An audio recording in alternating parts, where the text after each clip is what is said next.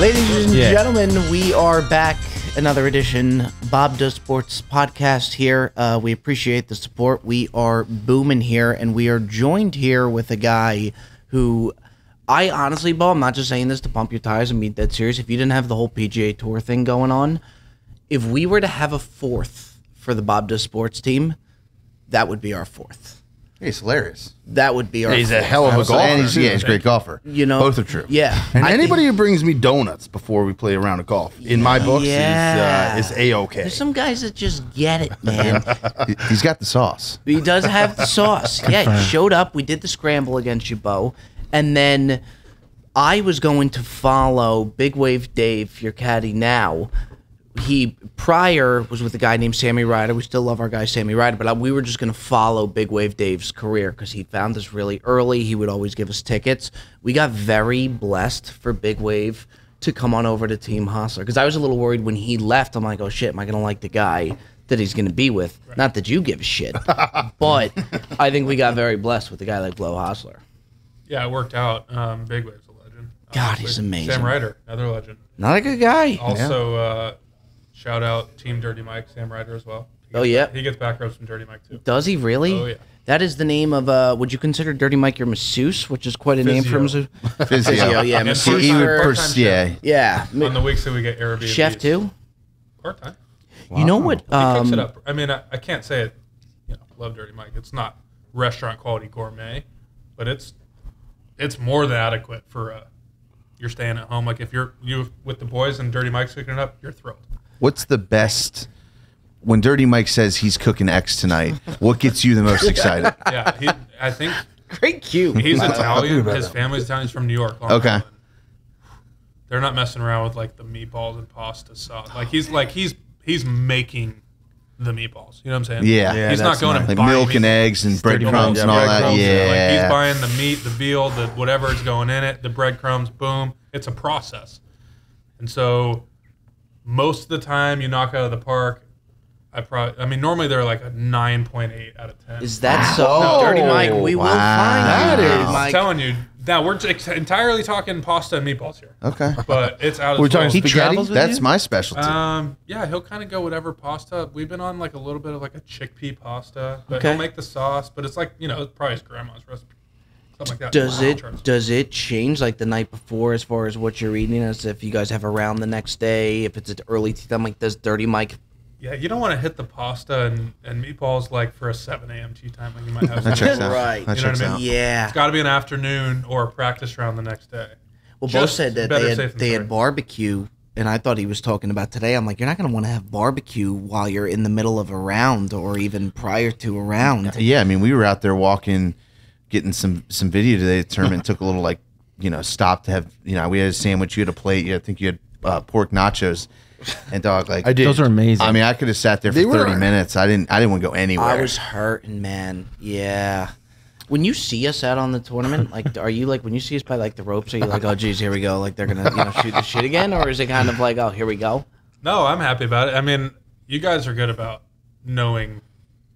The situation. Now, if I just made triple on the hole before, probably not going to be thrilled to see Perez. Not so much today. Yeah, taking a video. Well, not Perez today. Perez gave let's him. Talk about that, but I'll tell you what. Just to speak to the awareness of Big Wave Day, we're out there on. I think you guys have been here since Tuesday or Monday. Right? Yeah, yep. Tuesday. So Tuesday practice round. We're walking off the range. I just got done with the grind session. It's 1,000,000 degrees. Yeah, so I'm just hot here, wiped. man. We're walking. I kind of got my head down, just kind of tired, just taking a moment. Wave sees you guys over there, and he goes, "Oh, don't think I can forget that silhouette." Talking about Perez from like 70 yards out, because you can never forget that one. Yeah, well, that can be a honing beacon for Big Wave Dave. Then I guess I'll take that. Yeah, man, right there. Well, but there was this. We gotta talk about a situation that happened today, Bob, because Jack came up to me and I said, he said, "Oh, we saw Beau." I said, "How was he?" He said, "I think he wasn't that happy." And I said, "Well, what happened?" He said, "Well, we were talking to him, but we found out. Big Wave told us that Beau had just made a bogey, and then was on the hole and." And something happened with, I don't know if your shot went off, and Perez chose the worst time to be like, looks like it's visor season or something like that, which was not ideal timing from the young man. I mean, yeah, it's not like I'd been following for 3 holes, saw him whip out, hook one in the trees, and I was like, Beau, what's going on, man?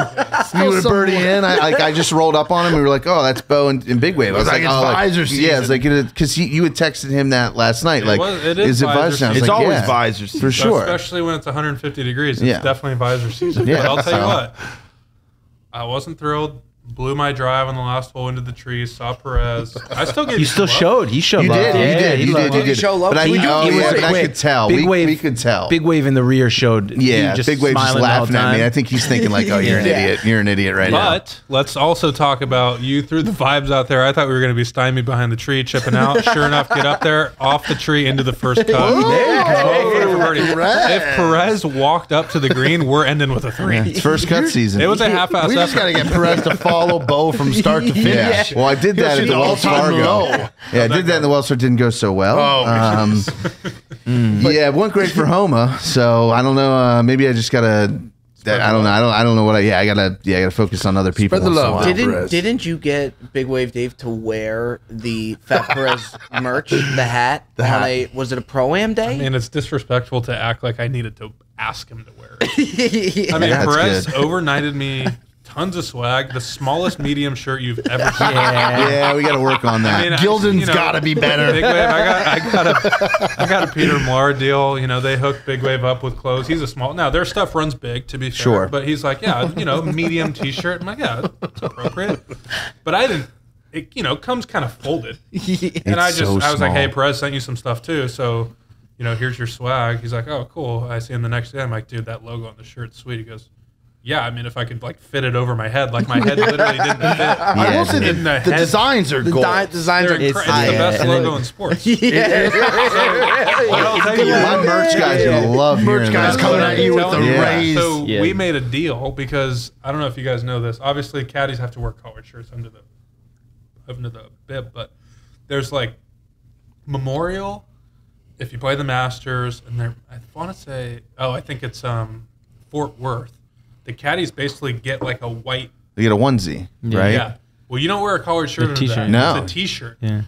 And so, just so you know, whoever gives Big Wave Dave, the most dialed in swag that's appropriate to wear under that, which that Fat Perez gonna be. I'm gonna give him. I have a shirt with just my normal logo, like right here in the center. If he gets a little like zip down. Well, that's the thing. So you look at like old school, like Stevie Williams, like a deep V. Yeah. You know what I mean? Yeah. The Masters. La Cava does it too. La Cava's famous for that, it's right? Yeah. Belt height. Yeah, it's on his belly button. He's got like some sick T-shirt on. Yeah. If your sponsor just was like, all right, for one weekend, we're gonna let you wear a Fat Perez visor, like I think we would all come up with like scratch as much money we can together to get him to rock a Fat Perez visor. It's like a NASCAR. Like, just give me like the right quarter panel. Sick.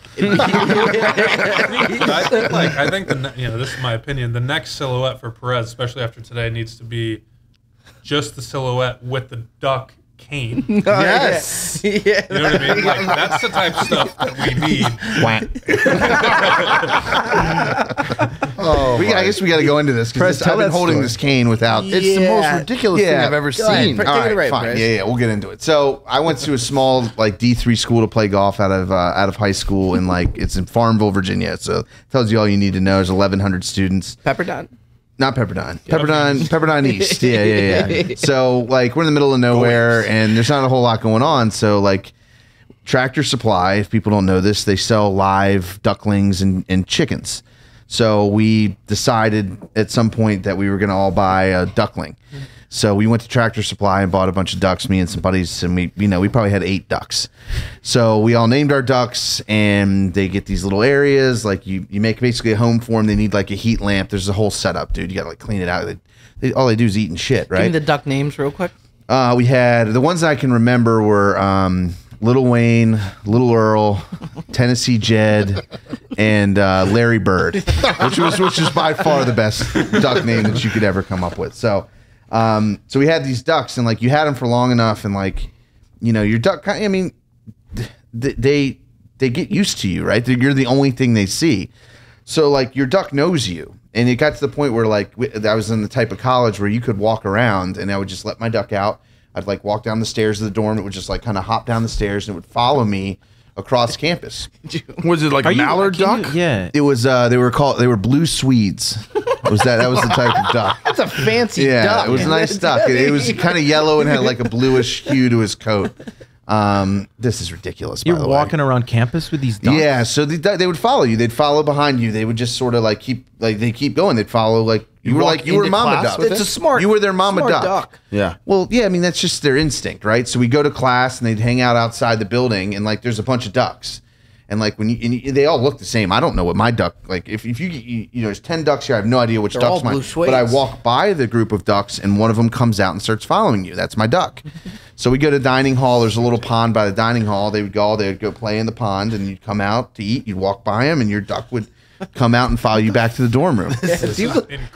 Yeah. This is not the most So- ridiculous I feel like this podcast isn't you've even ever true. done. Jesus Christ, I promise you this is true. So we had these ducks for probably a semester, the better part of a semester, and then it was like, all right, these things are growing a little bit. They are like, as the bigger they get, the more they shit. Like there's a lot to this, and like this is not where a duck should live, right? In this like closet of a dorm room. So our buddy had like a farm nearby, and we took all the ducks to the farm and sort of like we're like, we'll come and see him, and like we knew we weren't gonna ever see these ducks again. Was that sad? It was a sad day. I'm not gonna lie to you. So I've always like had a thing for ducks. I hate geese, by the way. Geese are but everybody. miserable. They're ruthless, mean Nuisance. birds. They're nuisance. They just shit. They eat, especially in a golf course. They just like walk. They don't give a fuck. And so I hate geese, but I love ducks. So we're walking through the lobby. We're at the Peabody Hotel in Memphis, and their thing is they have this duck palace on top of the hotel, and they bring these ducks down in this ceremony at 11 a.m. every day. They stay in the fountain in the lobby until 5, and they have a similar ceremony. They take them back up the elevator to their duck palace. So I find out about this, and you guys, well, mostly you guys find out about this in my duck story from college, and you're like, Perez needs to be honorary duck master for like one of these nights that we're here. Not real life. Which we thought was like, is that even like achievable? Like, I have no idea. And like, Oh, it was. Cold Cuts goes to the front desk and like, my buddy loves ducks. Like, we stayed at the Peabody specifically because of this duck, like because of the ducks. Like, it would mean so. Like, what do we need to do? And they were like, it's $200, and like you got to pay for it. And then like if there's nobody that's like doing it tonight, then like you can do it. If there's someone doing it, like you're out of luck. And like luckily tonight there was nobody doing this duck thing, and so I just followed the lead of the duck. They literally have a guy that is a duck master at this hotel who trains these ducks. That's his job. He trains these ducks to do. He told me, he's like, they have 3 months rotations and they bring new ducks in and train them. You know what I was thinking? Anyway, so I got a cane, and this is like, I don't even know. Like, I'm gonna have this when I'm 60 and need it. I'm gonna have this story, and it's gonna be You fantastic. know what I was thinking? Because like I texted you, I wanted to get you over there to see that. I texted Keegan for him to come. Wild thing. Rory's at our hotel. Like, imagine Rory McIlroy coming back into the hotel and he sees Perez in the lobby doing the duck show. fat This is the Perez. guy the Yeah. PGA Tour just brought on to get content. And I started to realize at the beginning that this Duckmaster guy is involving a lot of children in Yeah. this ceremony. Yeah, Like that was children tough. are rolling out the That was a carpet, tough they're look. lining it, and I'm starting to think like, this is for kids. Like, I'm a grown man that's going to go through a ceremony that basically children do. And the guy was cool. He like knighted me with the duck cane, gave me my own duck cane, and I'm like, You got a certificate too. I got a certificate. It's one of my only certificates that I got, degrees, if you will. He like got him off the elevator at the roof, and he's like, I've done my job. Like, you got to get him to the duck palace. So I'm like herding these ducks with the cane like back to their little like coop. Is that what the cane's for? yeah. Yeah, it's sort of like you Yeah. don't touch them, but it's like a little bit of like So- Yeah, just guiding them. I'm just Yeah. listening to this, and I outrageous. got to ask you, Beau, when you, like, we're some of the most outrageous people ever. Like, when you came to play with Bob and I, like, and you saw me, I think I was wearing a tiger shirt and orange pants. Like, what is going through your head? Like, you just like, these guys are nuts? Like, Honestly, a lot of my buddies that I grew up are goofy like you guys, though. okay. Okay, You know? Hey, I'll take that. Wow, We I'll like take that. Yeah, Goofy's No, nice. I'll He fit Goofy. right Yeah, in. and He had a at couple the time, bars. Beau's one of us. Yeah. I mean, you're a little Yeah, bit but of a that's nut what I'm saying. yourself. We get along. I mean, I'm telling you, I hang out with some goofy. Totally. dudes. So I think that's why can it shoot the mixes. shit, like, just super like, who cares? No one, not serious at all. You know what we were saying too? like for us, even like vlogging with people and like doing the different videos that we've been doing it. And that was the first time we did a scramble versus a pro. It's so much more meaningful to get a guy that like understands what we're doing and fits in with us rather than like the top like 5 player in the world, because it just flows so much better when you came on with us. It was So will you effortless. have me on when I'm top 5 in the world? Fuck yeah. I So mean, then you'll- That was Yeah. You kind of led that one in there a little bit. Well, yeah, I mean, we would have it regardless, but Yeah. I'm just saying, like, it's when you have somebody that understands kind of what we're doing, vice versa. I think you're one of us. Like I said, if the whole tour thing didn't ever work I out, honestly think there's your sometimes fourth. we need to like actually show more respect on the course sometimes, because it's like, oh hey, there's Beau, and it's like, because you're like one of the boys, working. and it's sometimes like, you know, I mean, he's on the range, he's practicing his game, maybe we should like leave him alone a little bit. But like, I think it's a testament to the fact that what Bob says is like, I really look at you as like one of the crew. Right. Like you're just you fit in easily and you're hysterical and you get it. And I think that's the thing for me, which I wish we could change for the tour, is that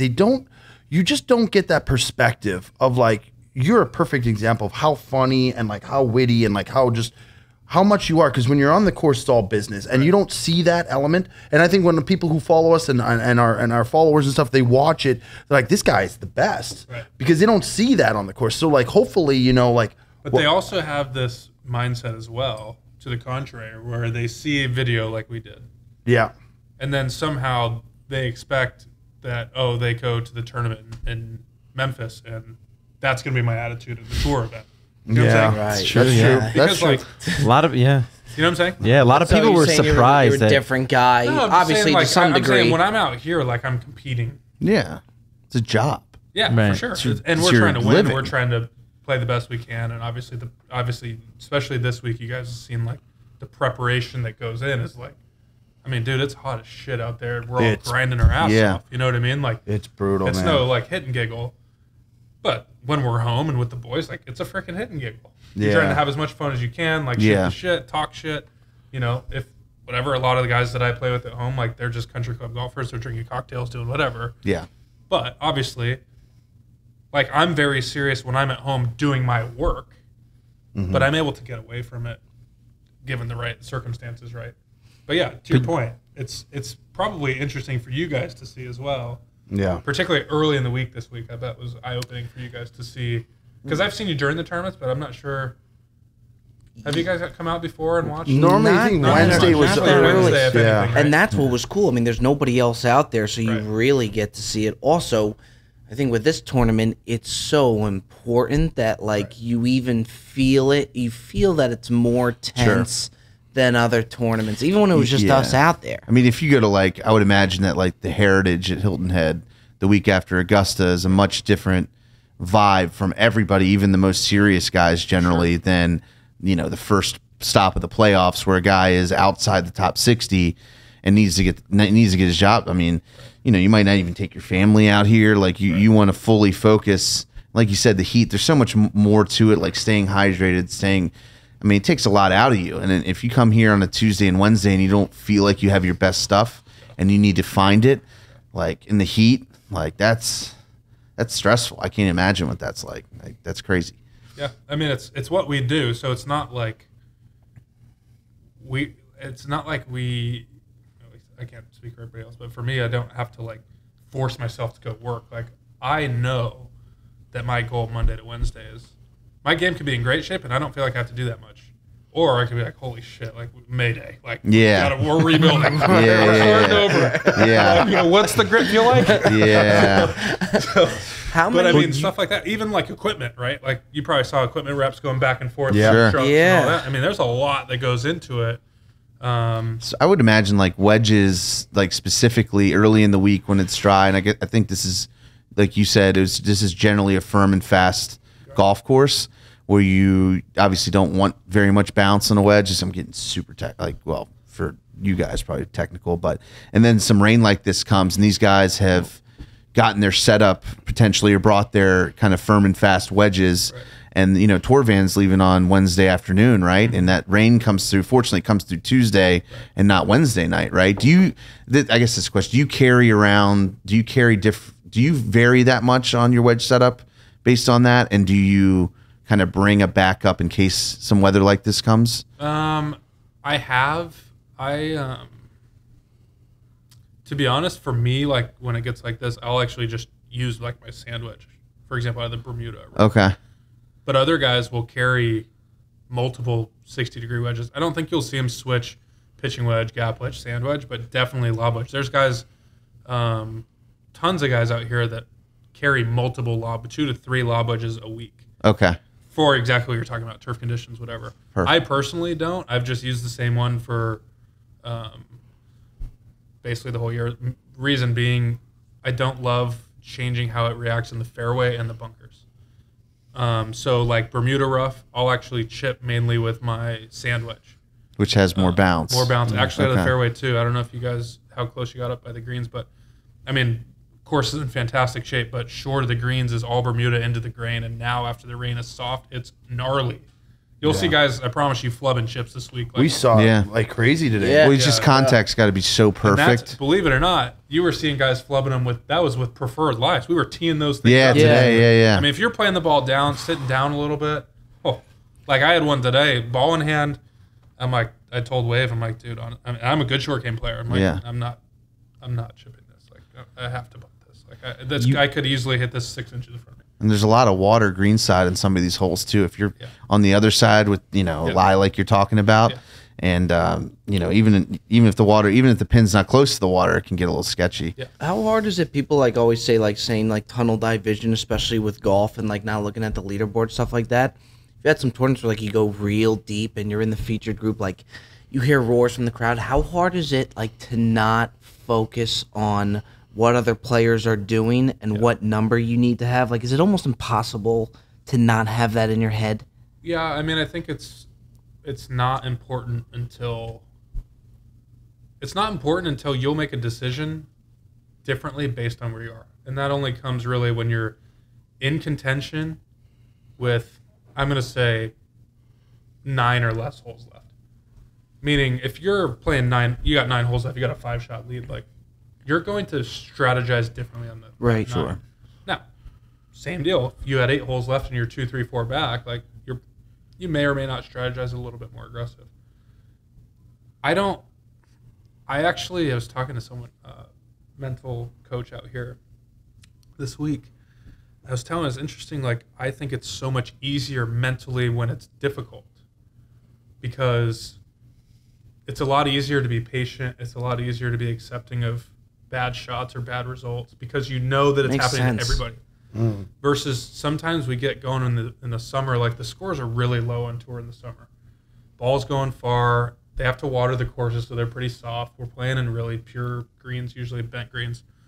And you'll see, like Finau won those last 2 weeks. I want to say the winning scores were both like mid-20s under Yeah. par. Yeah, that's crazy. Well, dude, I'll tell you what. When you're 2 over after 9 holes the first round, and you know those scores to win the tournament's gonna be Right. 23 under, you're like, holy shit, dude. Yeah. Like, we're grinding to make the cut now. Versus today, I guess. Normal week on this golf course, very difficult golf course normally when it's firm and fast. You shoot 2 over on the front, it's like, it's all good. 5 under might win this tournament. Sure. So I actually feel like it's a little bit easier to be patient when it's freaking hard. That makes a lot of you sense. guys are Yeah, at the it country does. club. You That saw makes how hard it sense. was. Like, you're not hitting the panic button shooting 2, 3, 4 over par the first Yeah. round because there's so long to go. And you know that these other guys, everybody's going to have a 9, 10, 18-hole stretch that's a freaking bitch out there, right? Sure. And And you're so- trying to stay focused, right? Yeah, for I mean, sure. the effort is to try to stay focused when it's difficult. It's very easy to stay focused Yeah, and from you're trying to first press to a last score. shot, right? When it's easy, when it's birdies and you're playing well and you know the scores are low, like it's easy to like start kind of chit-chatting and kind of losing track of what you're doing, and then you got to try to bring yourself back. Yeah, or you There's start a- pressing, trying to make birdies. Sure. Trying to- it's crazy. It's an interesting dynamic. You would think it'd be the other way around. Yeah, it Yeah. makes But sense think though about, when you especially say on it. tour, right? It's like, dude, a lot of the weeks now, it's the cut is 4 or 5 under par. Yeah. And so I'm talking about, like, not that you're worried about making cuts, but I'm saying if you're not playing the weekend, you aren't winning the tournament. Yeah. So you go That's shoot even math. par. You go shoot even par the first round. You're like, holy shit, dude, I gotta get hot tomorrow to play the weekend. So That's a lot of it's- pressure. Yeah, it's just the point is like you start pressing because you know that everybody around you is going so low. I prefer personally, like, oh man, my mental game, I'm way more in the moment when it's difficult, because also you can't afford to get ahead of yourself. You'll just.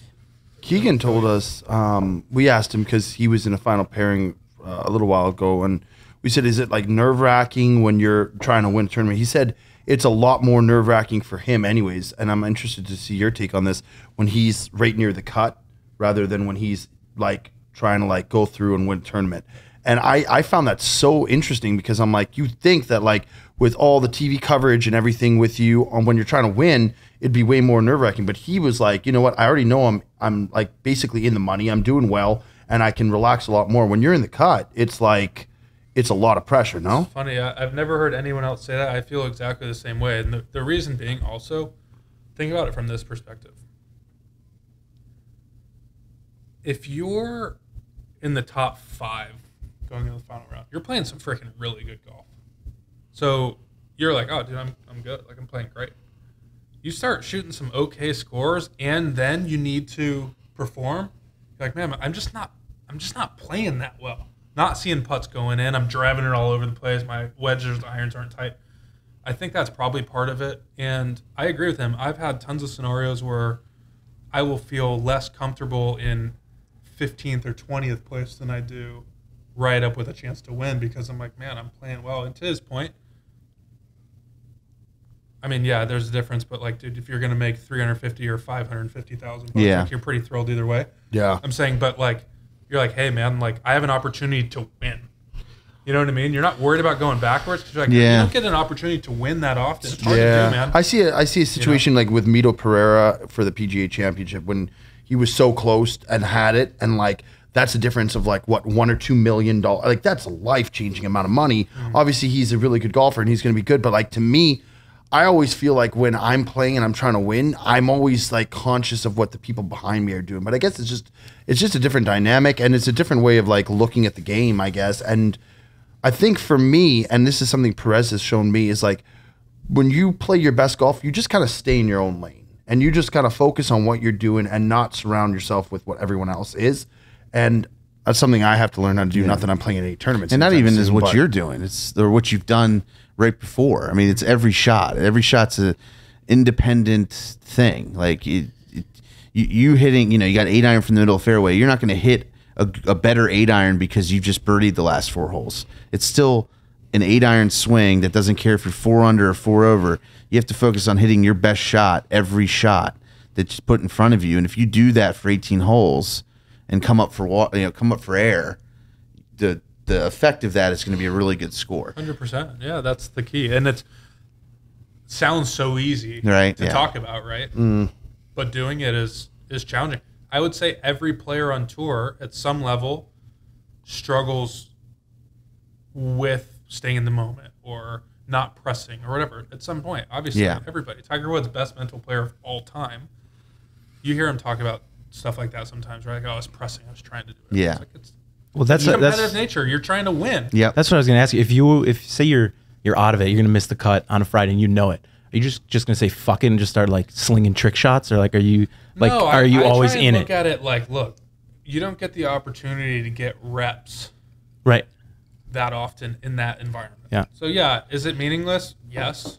But is it still a PGA Tour golf course setup in the tournament? Right. Yes. So take advantage of it. Right. You know what made me look at golf different? And it was either you or Big Wave said it to me, that pretty much with the tour, that I think a lot of people don't know, is that you guys are independent contractors and you have to pay for the flights for your caddy, your coach, and all of that stuff. So if you fly cross country, you pay for all of that, then you're fighting to be into the cut. Right. And it's like, if you don't make the cut, you pack up and go home. You lost money. Yep. Which either you or Big Wave said that to me, and I always watch golf different since. I don't think a lot of people, maybe they either haven't thought about it or they just don't realize that that's the case. I didn't.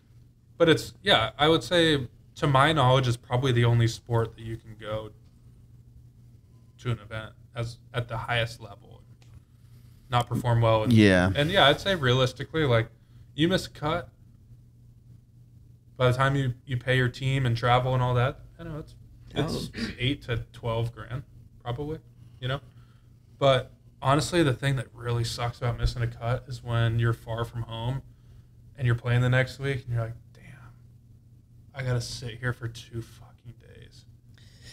Oh, because you've already... It doesn't make sense to go home for a day. You know what I mean? It's like, I got to go too far to be home for 24 hours. So I'm going to sit here on, like I did this in Minnesota because we were going to Detroit. Missed a cut in Minnesota. I freaking practiced at the course on Saturday, Sunday.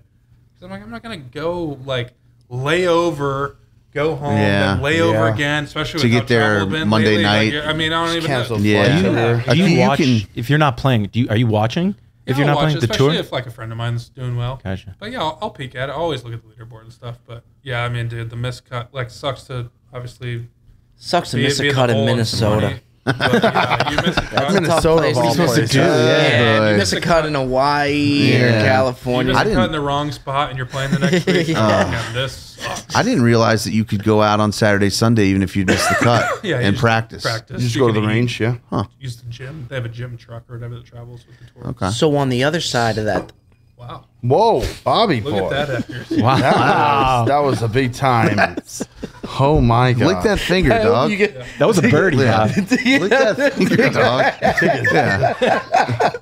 Yeah. People need to see what happened. really hope you got that. Gracious. I really. Oh man, Bob.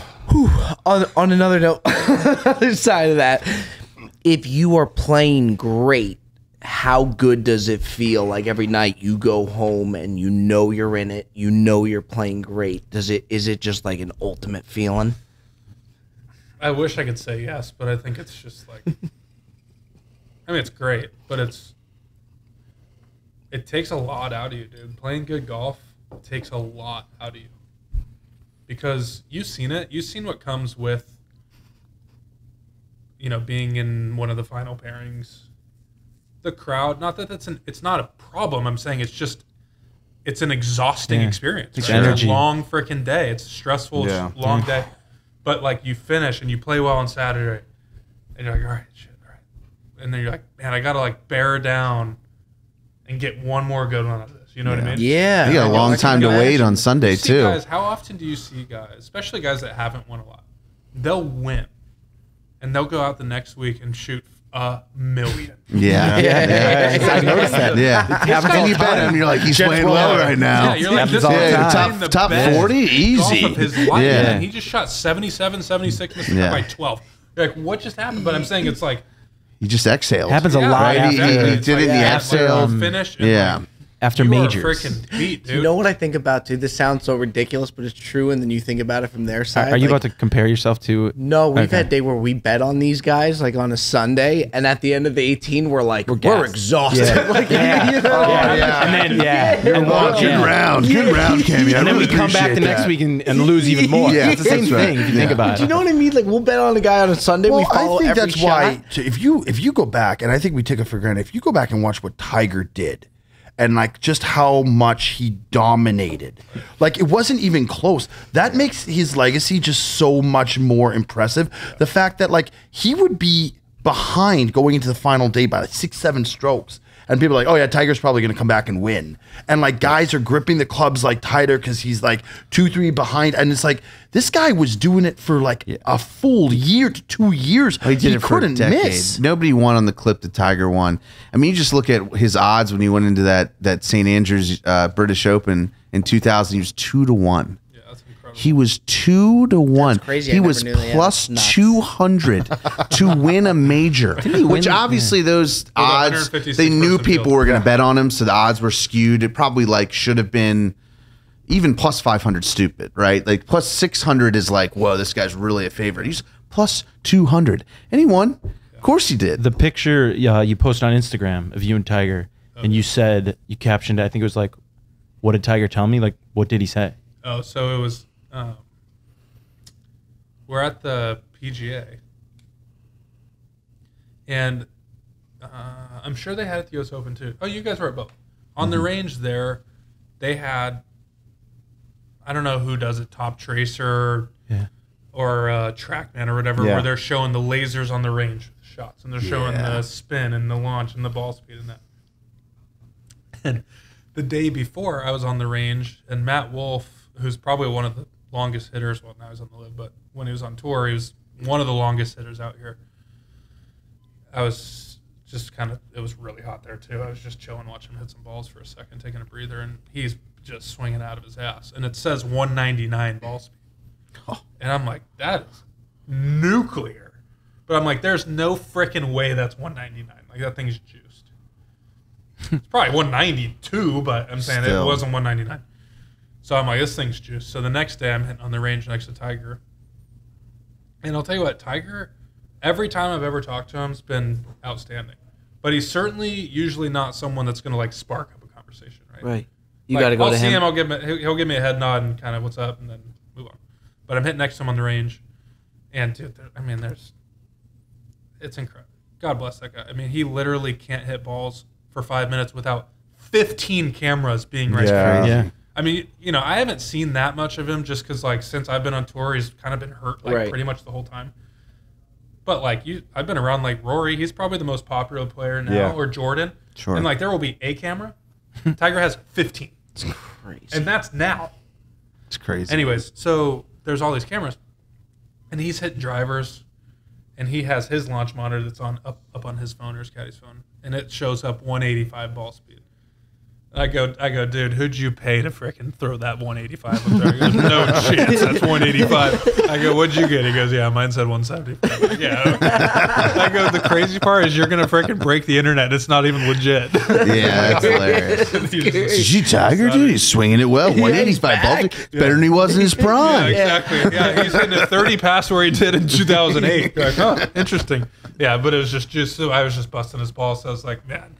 I was like, the funny part, if anybody else's thing out here was juiced, you'd be like, oh, damn, like, McElroy's shipping it. But it's like, he does that. It's like, oh, he's back. We're back. Yeah, for sure. Right. For sure. Yeah, it's just like, oh, my God. Somebody's got the stats somewhere of the last time they recorded 185 ball speed out of Tiger, and they're like, we haven't seen this since the 2006 Bridgestone where he won by 8. Right, exactly. I feel like he always has this guy, Rob, that's like a really good friend of his that's always out with him. Kind of like just he's always with him, taking care of stuff, etc. And Rob and I are both like big Dodger fans, so we're fairly friendly. And he heard me say that to Tiger. Obviously, I don't have Tiger's number, but I got Rob's number. So that evening, I saw someone tweeted a picture of that.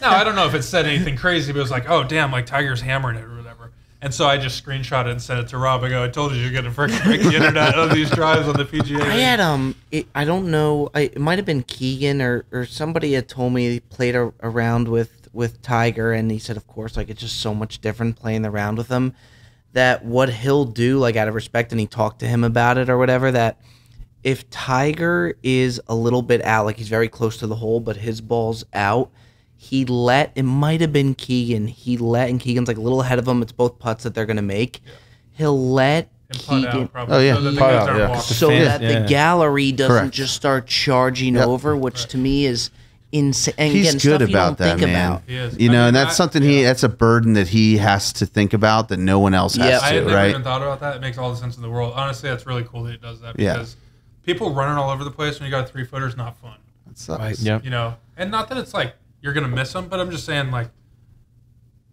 at that point, that's a legitimate disadvantage, right?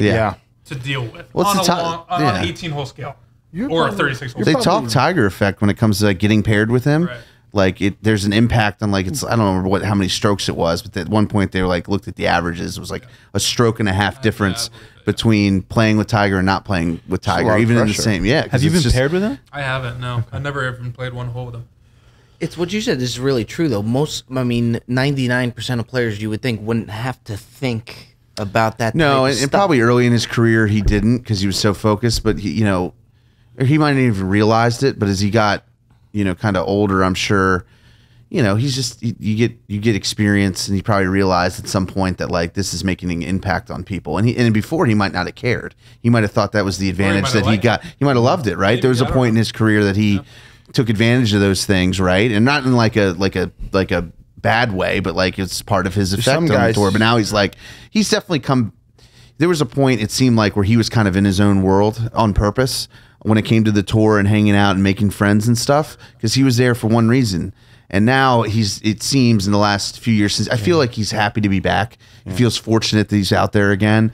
And I think he's not taking it for granted at all. And he's just, he's more friendly, it seems like, with like everybody. His reception on tour, like, it's pretty cool to see, actually. I mean, every player out there, when he's playing a tournament, is like thrilled that he's back playing. It's so good for the tour, man. Cool. Oh, it's awesome. It's great for everybody. But I mean, like you said, I mean, clearly, and he's talked about this over and over. I mean, with his injuries, like, he's not going to play the schedule that he's ever played in the past. But, like, I think in a way, from a non-competitive stance whatsoever, like, you almost like cherish playing a tournament that he's playing in, because I don't know. I mean, he hasn't played that many. Man. Yeah. Well, he's only playing majors right now. It seems like. I bet you I can count on two hands the amount of tournaments that I've played that he's played as well. Like, and you've been out. And how long have you been out here? My 5th year on tour, but I'm saying crazy. He's been pretty injured for a pretty fair amount of time, right? So it's good to. It's really cool to see him play. You don't see it that often. Yeah. And I think, in a way, to your point, I think he appreciates playing probably more than he ever has in his life. And not to mention, he was injured all the time when he was playing awesome too. I'm just saying, at this point, it's crazy. Like a different level, right? It's like he was injured, but like he'd take time off, get healthy, and then play for a long time, and then get hurt again. Yeah. Now it's like, it feels like he plays, but he's never really like 100% or even close. Probably. You think, guys, maybe it's like one of the reasons why he stayed away from Live is because now he can just stay with the tour and just play his 4 majors or whatever and focus on that. I think that probably has some impact to some degree rather than playing all these other tournaments. I'm sure he values, I'm not going to put words in Tiger Woods' mouth, but I think he probably values what he can play at this point from here on out. He wants it to mean something. And at this point, nobody, even the biggest proponents of Live Golf, can say that any of those tournaments move the needle in anyone's mind from like a legacy perspective. That, maybe at one point they will, but right now, dude, like no one cares about those tournaments. His entire legacy is the PGA Tour. It is, right? The whole thing. So if he's going to spend his time, he doesn't need that bag from no, Live. No, he doesn't, dude. And I think what do they offer him though? $800 million. Tiger Woods. I mean, how much is too much? When you've got that, like, what's when you got $800 million? What's $800 million more day to day? I mean, it would impact generations of Woods going forward, right? Like it would double the impact generationally. You would think maybe. And there's a whole lot of finance in there, but like even further. But if he's going to go out and play 5 times a year, or 7 times a year, and 4 of them are majors, he wants those 3 tournaments to have something to them, a memorial or the Torrey Pines tournament. These things that he doesn't have. There's no point to go try to help somebody else create something that he spent his whole career putting a tour higher than it was when he started. Why is he going to do that again right now? Do you notice, Beau, and this is like on a total other note, like with obviously Tiger helped the game so much, but like now the game, it almost feels like is more popular than ever.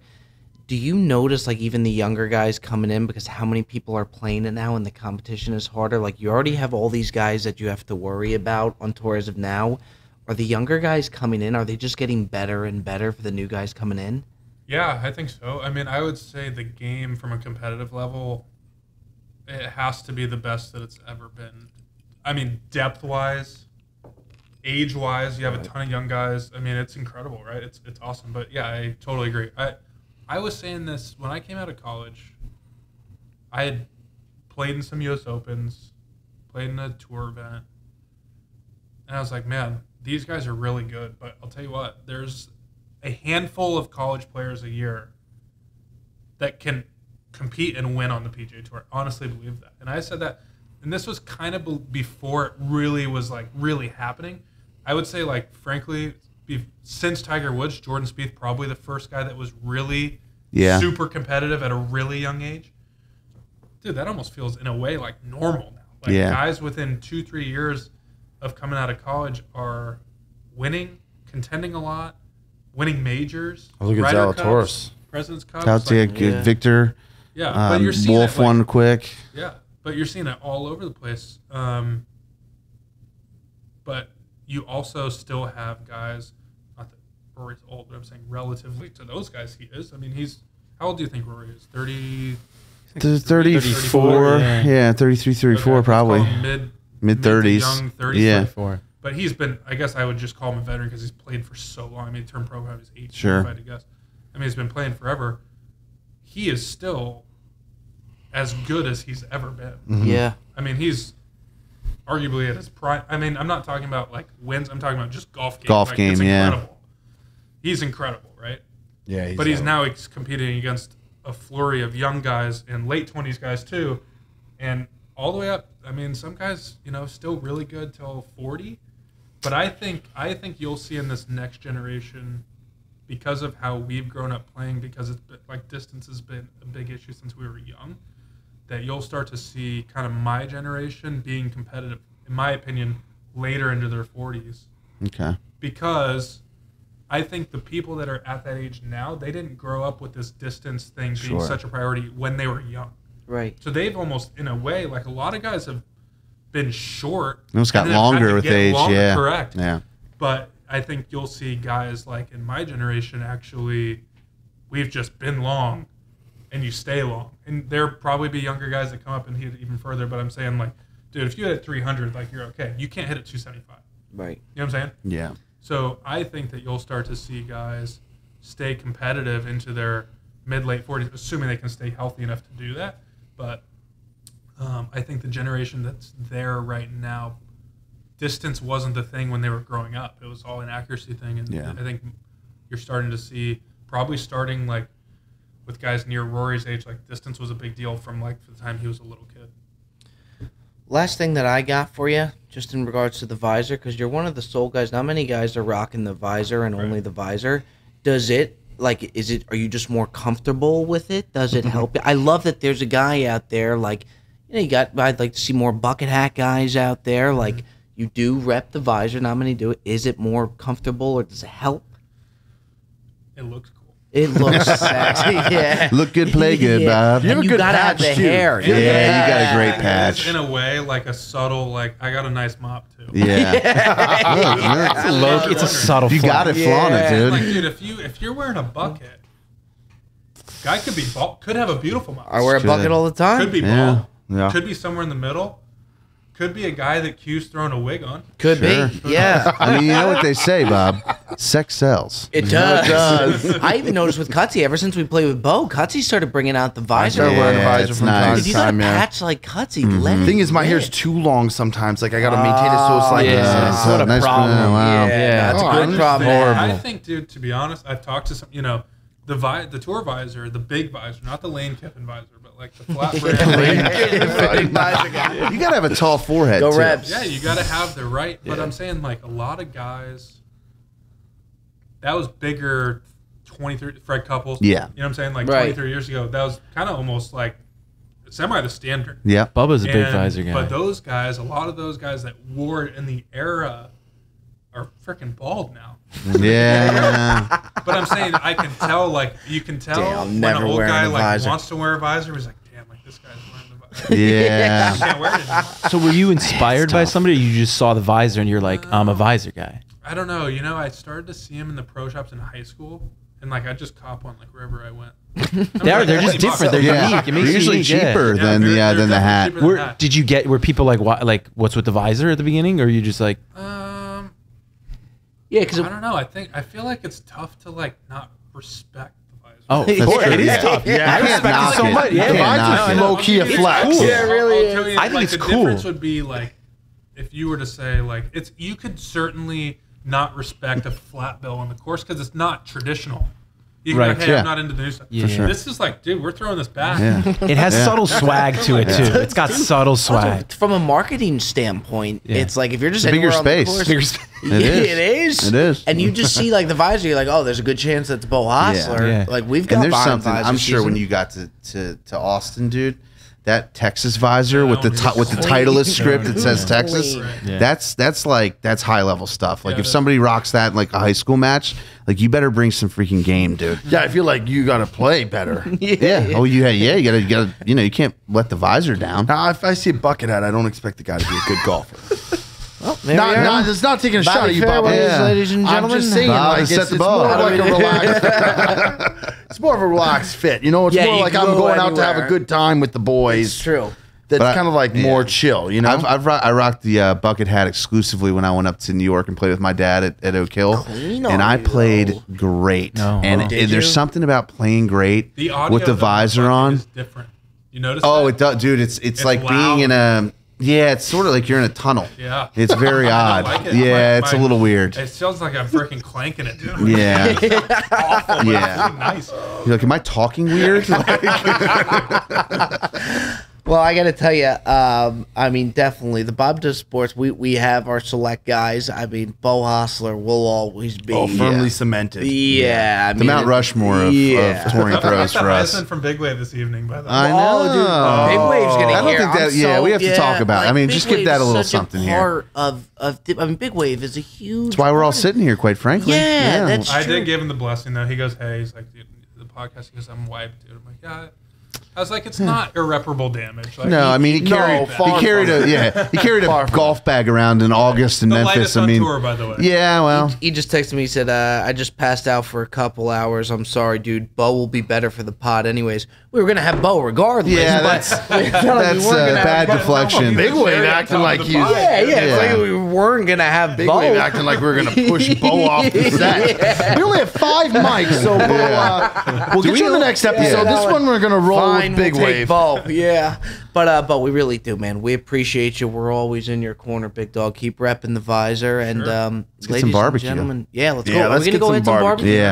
Yeah. Let's overnight some Scott's Donuts, too. Yeah, Whoa. One last That's thing. the best. What One of is the what best is the clips. go-to donut for you? Yeah, what's your like assortment Tough to even? beat. There's 2. I'm big like on the cake donuts, so like the old fashioned little like thickness to it is really nice. Dense. Yeah, Donut. dense. Yeah. I don't Love like the. You probably don't like Krispy Kreme No, then. they're too yeah. soft. You don't like Krispy Kreme? Melt in your It tastes mouth. good, but it's the yeah. texture. Like I They're like cake so good. old fashioned, like an old fashioned glaze, really good, dude. If you can get not a super fluffy like maple bar, like a little bit of girth in it, maple bar is unreal. Have you ever had Voodoo's Donuts in Yeah, Portland? they're nice. Those are good. You know, Yeah. give it, I need like a Yeah. donut Yeah. top 5 like You need a- donut yeah, you power need a ranking. donut like yeah. So I went to a place in Charleston this past week called Annie's Hot Donuts, and I've also been to another place called Duck Donuts. Duck Donuts is fire. That's out of Duck, North No Carolina, real Outer Banks. surprise That's there. in Outer Banks. That's a I grew up going there. So I'll give the concept, and basically, Perez can obviously attest. Basically, they're taking these and they're cake donuts. Yep. You starting with a standard cake donut, literally straight out of the fryer. They have whatever glaze you want. So you want maple, you want chocolate, you want what would you call like old fashioned? What is just normal glaze? Yeah, it's really But yeah. they're gonna dip it in there like this. They're gonna get it halfway. They're gonna pull it, and then they got whatever topping. It's like Subway. It's like Subway for Yeah. donuts. They give you like Whoa. a start, It's fresh. and you're like, "What do you want?" And you're like, "Oh, This give me is Duck strawberry Donuts? icing with this, and like throw a little like bacon on top of it, bacon, dog." M&Ms, spring, whatever Yeah. you want. But dude, here's the thing. I'm talking from the time it comes out of the fryer to when it hits your mouth is less than 4 minutes. Yeah, Versus like you could go to a donut shop and that Pace thing of could play. be there for 12 Pace of hours. play, yeah. Plays awesome. Maybe it should Beau be is really a donut. donut Yeah. connoisseur You know what's one of my of some sort. favorite Bob the Sports clips that doesn't get enough credit? It was Beau versus me, Cutsy, and the caddy Big Wave Dave, our guy. And we finally got a hole on him. Like Beau was just tearing it up, or maybe we even halved him. We might not have even got a hole. Well, Like, you have just to extend the match. Yeah. yeah, and Cutsy turns to me. He's like, "Dude," he's like, "I think Beau's a little bit worried." And then Jet cuts to the cam. It's the card cam of Beau, and it turns to Beau, and he's just eating a donut. Yeah, like 3 donuts during our match. as yeah, comfortable as yeah. you could He's flustered, all right. Could be less worried. Yeah, he's got an apple fritter. Yeah, it was amazing. Oh man, I tell you, awesome episode, fellas. I really Yeah. enjoyed it. Beau, thanks for I'm just stopping glad by. your finger's sticky. You didn't lick it off. That was Yeah, that was a amazing. weird move. I mean, we think we got. Get the film back. I was Yeah, trying that to should be on Got film. it out. Bob's tried trying to to. keep it together after 2, and I wanted to keep laughing. That was tremendous. Another episode, ladies and gentlemen. Bob the Sports Podcast. Like, comment, subscribe. Not for us, but for Beau Hossler. We'll see you next time. Bob does sports. Clap it up, boys. Clap it up. Clap it up, boys. Clap it up. Clap it up. That was good. Stuff.